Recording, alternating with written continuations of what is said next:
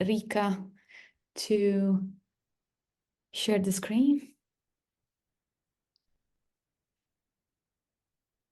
Okay. We can see your slides very well. Wonderful. And if I press next, you can see the change in the slides, right? Fantastic. Yeah. Okay. So thank you very much for inviting me for this short talk. And I will be talking today about the challenges and opportunities of differentiable simulation. So first, let's step back a bit of motivation here is that we all know that robots are precise enough to assemble cars. They are resilient enough to drive on Mars. We've all heard of Mars rovers, and recently NASA engineers even made them fly on Mars. Yet, surprisingly, fully autonomous robots taking care of household chores and other routines, such as tending to crops, are far from being ubiquitous. So what is the challenge here in these unstructured environments that seem so easy to us humans? Well, robots need to learn to handle a variety of objects, for example, including adapting to new shapes of rigid objects, figuring out how to deal with highly deformable objects such as wires, sheets, and clothing, and also handling fluids and granular matter. And they also need to quickly incorporate environment feedback to adapt to variations in the physical properties of the object. So we can guess that simulators can bring very useful priors, but simulators themselves actually need to be adapted to reality before they are useful. And so this is one of the use cases that is quite reliably beneficial when it comes to considering differentiable simulation. So here, the promise of differentiable simulation is that we will have a function f. So this is our simulator. But now this is not just a black box program with code. We can actually structure it in such a way that we can directly propagate the gradients through this program from the kind of output all the way back to the physical parameters of the simulator. And so with that, we can, for example, take something that we observe in reality and adapt the physics parameters of the simulator directly. We can also adapt the trajectory of the robot, and we can also do some advanced things like, for example, changing the shape of the robots and tools. So first, I'll talk about this real-to-sim. How do we adapt to the physics parameters of the simulator? You would think that if I gave you a differentiable program, right, you just propagate the gradient back. But actually, it's not that simple because what happens is that you have optimization landscapes that are pretty rugged. And so just the direct gradient descent would not necessarily end up in a good spot. So what you can do is what we've introduced here recently is we have developed a method that is hybrid. It combines a global optimization with semi-local population sampling with gradient-based optimization. And so with that, you can handle these challenging rugged landscapes. And here on the right, I'm showing an inference example for inferring the patch stiffness of different batches of fabric and paper. All right, so with that, we can also actually go further. So if we have a physics simulator, let's say, that is mesh-based, one question is, how do you propagate the real observations, such as point clouds? How do you propagate information from that? And for this, we recently developed a method that we call diffcloud, which uses a differentiable point cloud sampling in order to incorporate a point cloud-based loss, like, for example, a chamfer distance loss. And with that, again, you can infer the parameters, the physics parameters of the objects, but now you are not forced to, let's say, somehow indicate the key points on the object. There's no processing that is necessary. You just have a depth camera and you directly read off the point clouds and propagate the loss like that. And we have shown that actually there are more than an order of magnitude improvements in terms of the training time, where here it's just direct optimization time, as compared to the non-differentiable version of trying to adapt the simulators in a more black box way. All right, so we can do real to sim, but as I mentioned, we can also do direct trajectory optimization. So for this, in our recent work, we built a suite of environments that have some challenging scenarios with rigid objects, with deformables, and with fluids, and also with plastic deformation.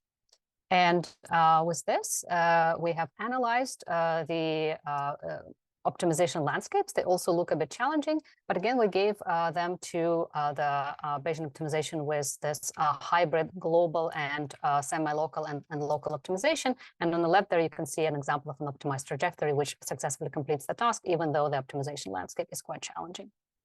All right, this also works on plastic deformation, but here the challenges are actually different. The landscapes are pretty smooth, but there are plateaus that would prevent the gradient descent from, actually descending, right? So it would get stuck on a plateau.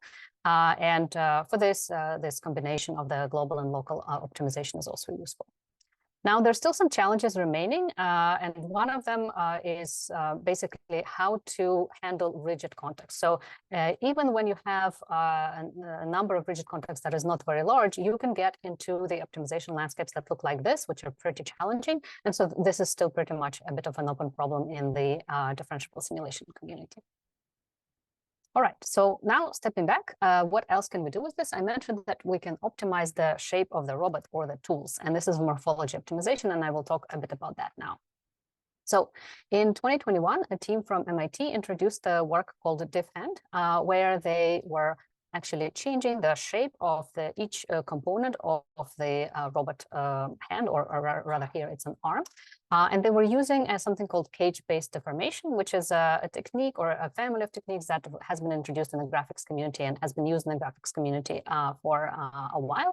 And it allows you to basically pull on one piece, let's say, so on one part of the mesh, and let the rest of the mesh deform nicely, smoothly with good properties.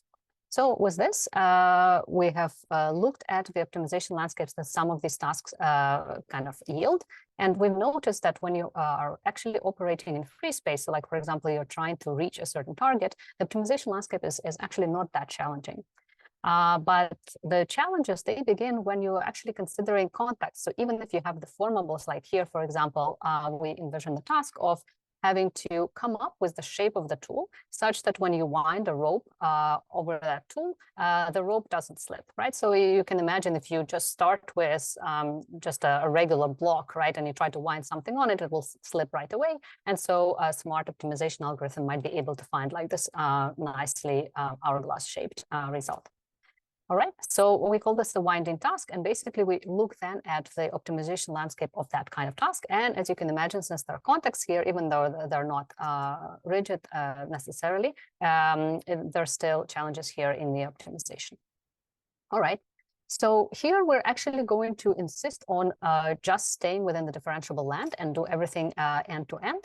But we will observe that we need additional kind of power for this because the landscape is pretty challenging.